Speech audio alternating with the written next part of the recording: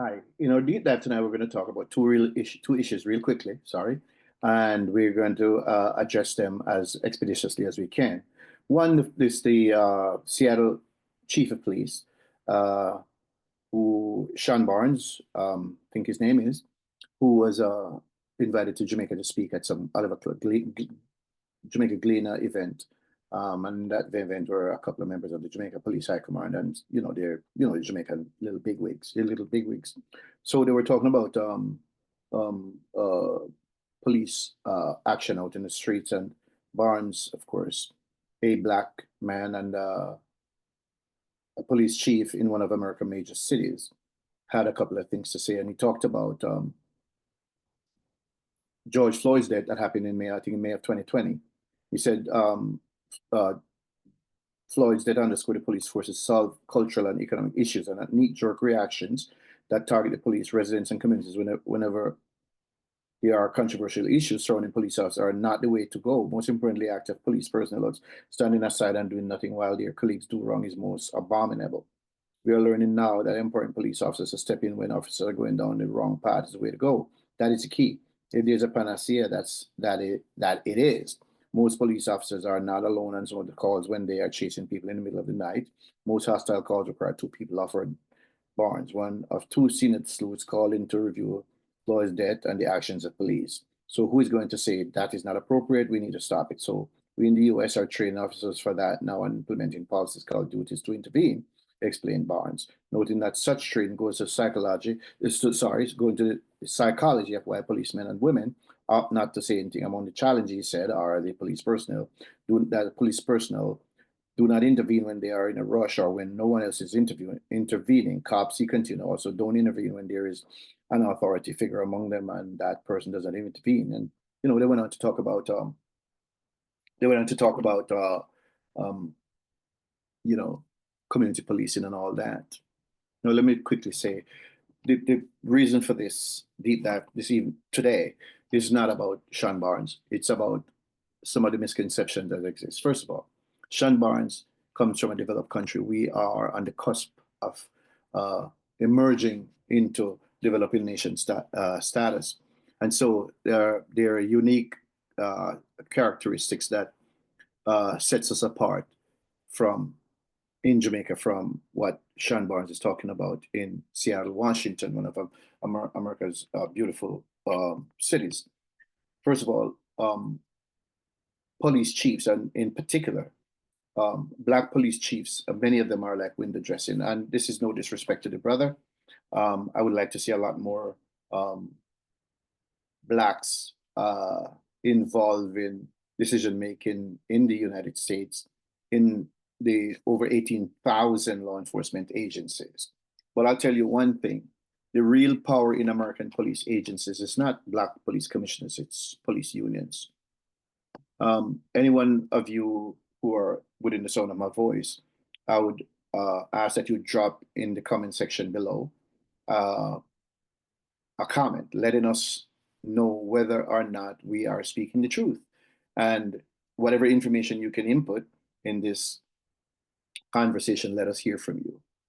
The reality is, Jamaica is on the road to becoming a developed country. We are on the in terms of policing and in terms of the rights and responsibilities that citizens have in our country and the behavior of our population, we are just starting on that path. Just starting on that path. So we're nowhere near where we need to be in that regard. And so you cannot, it's foolhardy to compare police department in Seattle, Washington. I'll tell you one thing, police do not play in the United States. Those people who are talking all this nonsense, and now you have a whole plethora of people pulling out cell phones and they have no concept of what they're doing. And they're talking about record his ass, record his ass. They have no idea to what end they're doing it, and they're refusing to comply with lawful orders given by our police officers because they're made to think that because they pull out a cell phone and talk about their rights, many of them can't even put two sentences together, that somehow it gave them some right to break the law and to disobey lawful commands given by our police. Now, as I said before, it would be foolhardy to apply a band-aid to a gunshot wound. All right. If someone gets shot, that there has to be surgery if the bullet is inside a person. All right. And that has to be first, the surgeon have to go in. They have to go in carefully, skillfully. They have to go in skillfully and carefully. And then they have to go in and, if possible, remove the bullet. If it's not potentially that great a harm, they may leave it where it is. But they also have to do repair. Okay. They have to restore what's damaged before they can soak the wound and put the applicable type of bandage on, and then continue on with treatment that's going to restore the person to health. You can't just put a band-aid on and it's the problem. So there's no way we can talking about community policing by putting our young police officers in areas that is far, far, far removed from that, where and risk their lives, where gangsters have high power weapons and all of that and all of that.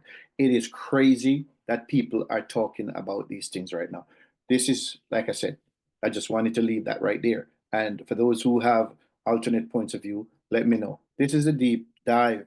And for those of you who are new to our channel, please subscribe to our channel. Those of you who are hearing us for the first time, we ask that you subscribe. We ask you subscribe. We thank our loyal subscribers. We ask that you leave a comment, give us a share our videos, and leave us a comment, give us a like if you like the content. And if you don't like it, you can tell us you don't like it. That's perfectly fine. It's a democracy over here.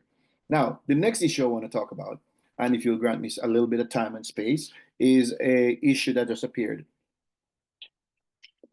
in the Jamaica Observer. And that also involved police officers. It involves the members of a particular community in I think it's in my parish of Saint Catherine, a matter of fact. The parish in that community called Sligoville, and residents are complaining about what they say is drone surveillance of their community. So what I'd ask you to do right now, my friends who are watching me, is to allow me please let me read the article to you, and then we'll have a very short conversation. It says residents of Sligoville Saint Catherine are convinced that law enforcers are using drones to watch their every move, but the police have said they have no knowledge of this. All right, so it's vintage police. Never know what's going on. Anyway, that denial, however, has done little to allay the fears of the residents. As they say, the surveillance has become an unsettling aspect of life in their community, which was ironically Jamaica's first free village. One resident told the Jamaica Observer that the drones typically appear around 7 a.m. and remain until 10 p.m., flying low and closely monitoring individuals. It is a well-known thing, one man said, whose identity is being withheld. Another resident also expressed deep concern, claiming to have witnessed heavily disguised police conducting raids and allegedly using excessive force against young men in the area. You know, it's always people. I hate to stop reading, but it's always crazy how people witness the police doing things, but they never witness the criminals with the high-powered weapons. Isn't it strange? But listen, let me continue. I, I, nobody witnesses the high-powered weapons and the guys who have the high-powered weapons. But you know what? Listen, I get sidetracked.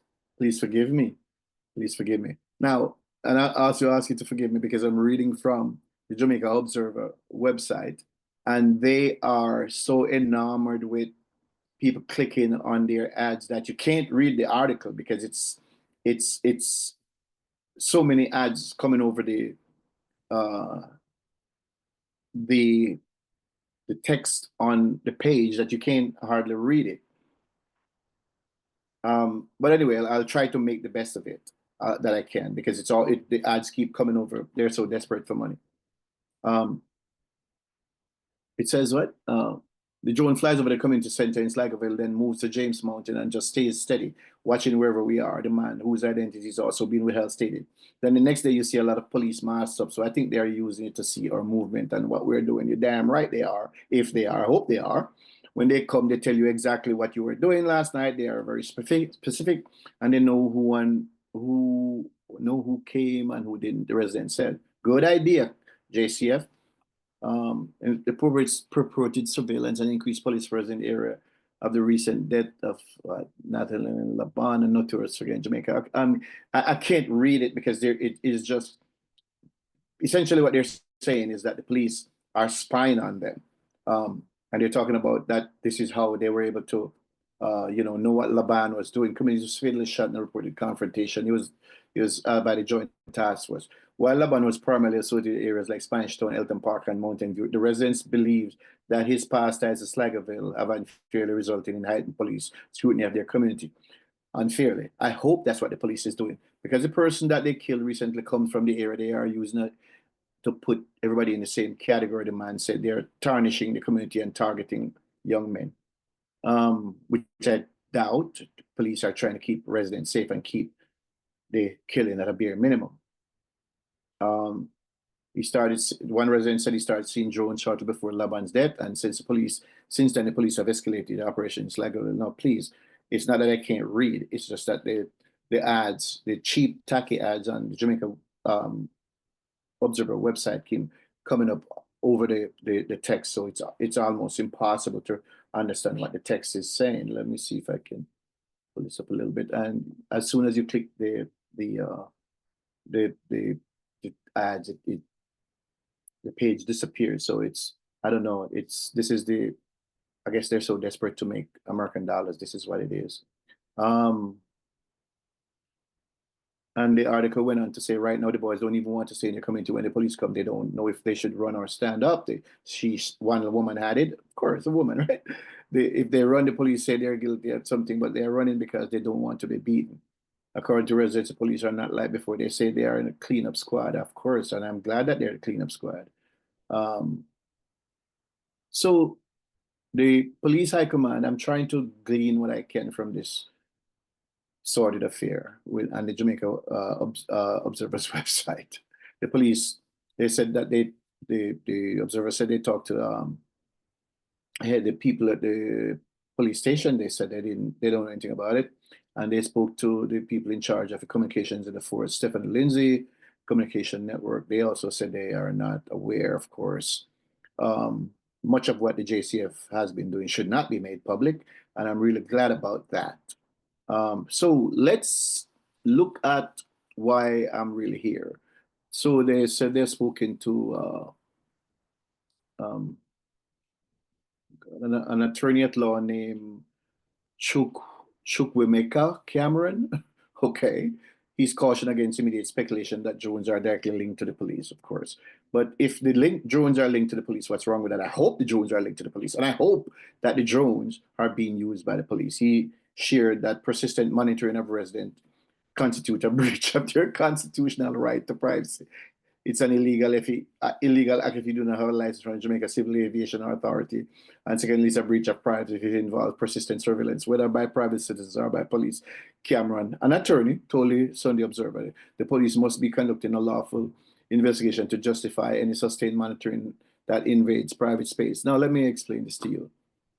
Bull, crap, cockamamie. This guy has no idea what he's talking about, but he's a lawyer. He says he's a lawyer, right? He's a lawyer. All right. He said that what would qualify as persistent surveillance is that if they can identify you, track your movements daily, let's say even every day between 7 a.m. and 10 p.m., and they do so incessantly over a week or two, then unless it's part of a lawful targeted investigation, that'd be a violation of citizens' rights to privacy. Now he gives you some little I don't know. I don't know what to call them, because he says that citizens should go to the police and with pictures of the drones and report it to the police. All right. So these are guys. Look, I'm done with this guy. So these are guys who are giving idea, and he's a lawyer, and he's saying it's a breach of citizens' constitutional rights for citizens to be surveilled using drones. All right. First of all, let me speak directly to the people of Jamaica. All of us Jamaicans, we love and cherish our constitutional rights. And most of us invoke those rights, particularly when we're dealing with law enforcement. Might I add that most of us Jamaicans, when we move overseas or we live overseas or we visiting overseas, we never dare invoke our constitutional rights, even though the countries in which we visit or live guarantees us certain rights, but we never invoke those rights when we're dealing with law enforcement. Why? Because we know that for the most part, many people know that for the most part, the things you do in Jamaica, you can't do it in any other country. We know that invoking your rights when you're wrong is not a thing. We also know that it's probably a bad idea when you commit a breach of the law to invoke your rights knowing that you're wrong.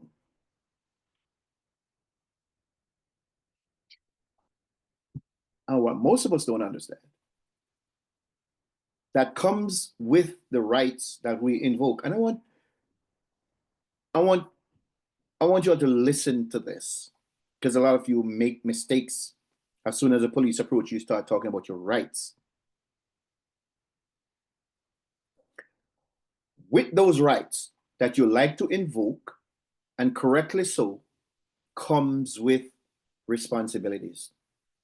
It is not a one-way street that you're guaranteed rights and then you can go out and do whatever you want. And what most of these people who tell you to invoke your rights, what they're not telling you is your attendant responsibility under the law. So when, for instance, a police officer stops you, whether you believe that the stop is lawful or not, you have certain obligations under the law. Those are called your responsibilities. One, no matter how unconstitutional you think the stop is, you do not litigate at the side of the road when that police officer pulls you over.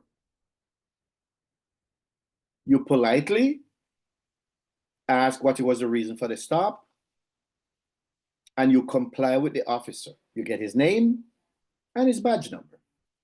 Ask politely for his name and his badge number, but you're obligated to produce your driver's license and the particulars for the motor vehicle you're operating. Once you do that and the officer is finished, you have every right to go to the police station or wherever, or in the police high command chain, and make a report. You also have a right to consult with an attorney if you feel that your right is abridged. But you have no right to fight or to deny the police your paperwork. You must produce it. That's the law. Driving and operating an automobile is not a right, it's a privilege. That's why you have to get a license to do it. That's the law. And I don't want to go too far away because I'm not a lawyer, but I'm a well-read, well-versed in the law former police officer. Now, and I challenge any lawyer to tell you different than what I'm telling you. Any lawyer that's worth anything on the law as it relates to your responsibility. So yes, you have rights, but with those rights are attendant responsibilities. So I'm going to go back now to the question of the people who are claiming that drones over their community are breaching their constitutional right. Can I just really package this nicely and tell you bullshit? Yeah, I said it, bullshit.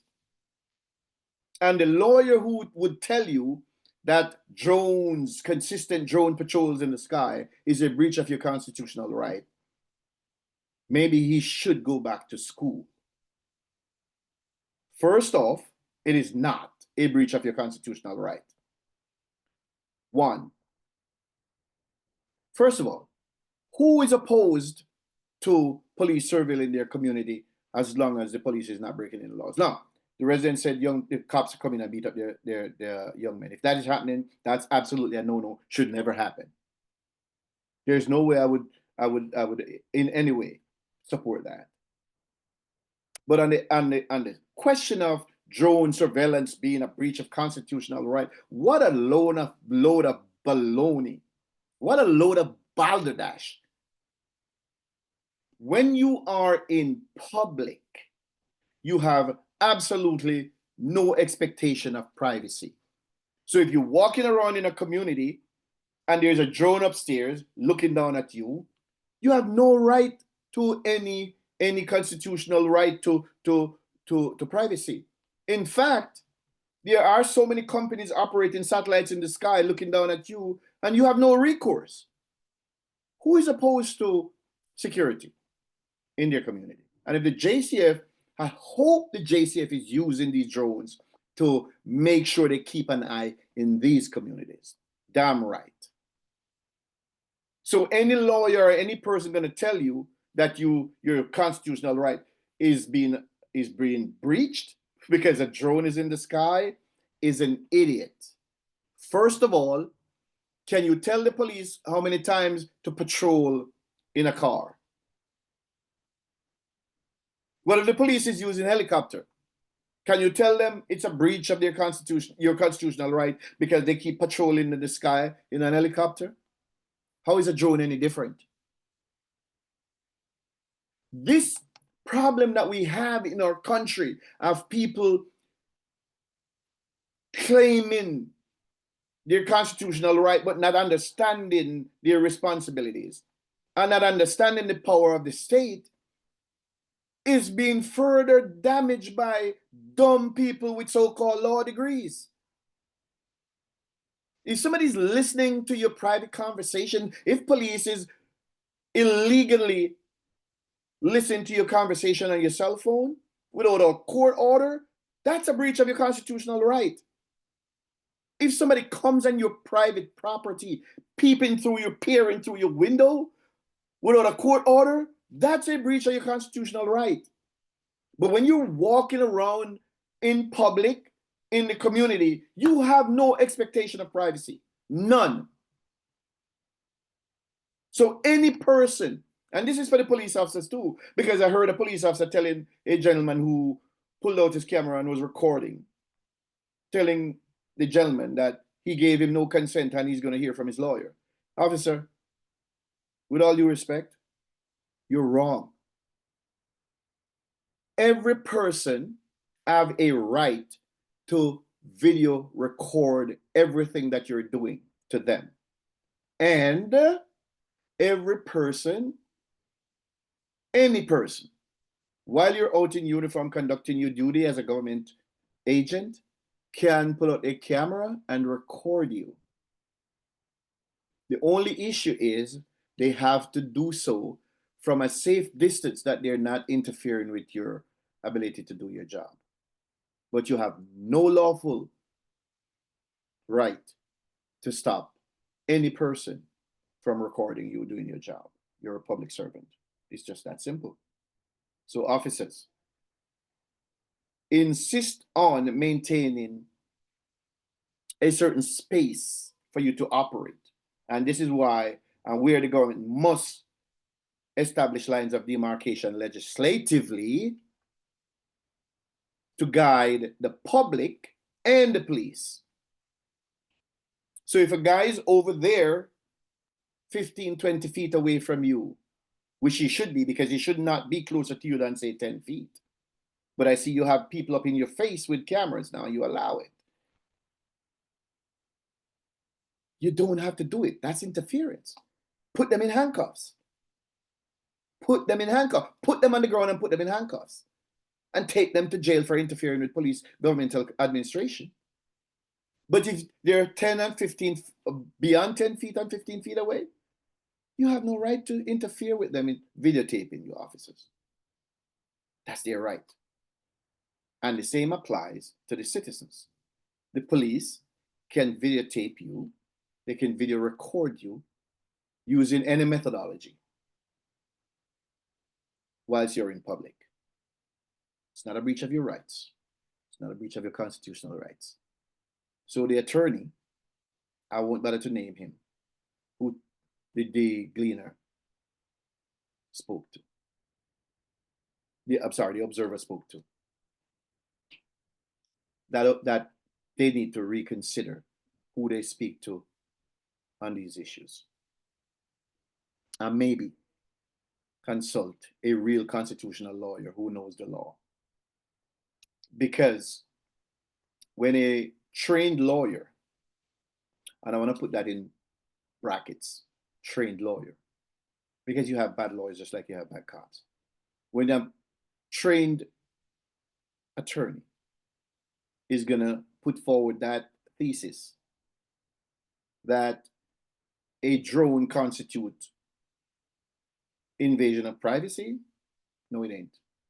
No, it ain't. No, it ain't. All right? It doesn't. I'm going to leave this right here. This has been the deep dive today. I trust that this information you'll find helpful and will help us as Jamaicans better understand not just our rights in our society as we develop our society, but our responsibilities, because societies require responsible citizens. This has been the deep dive.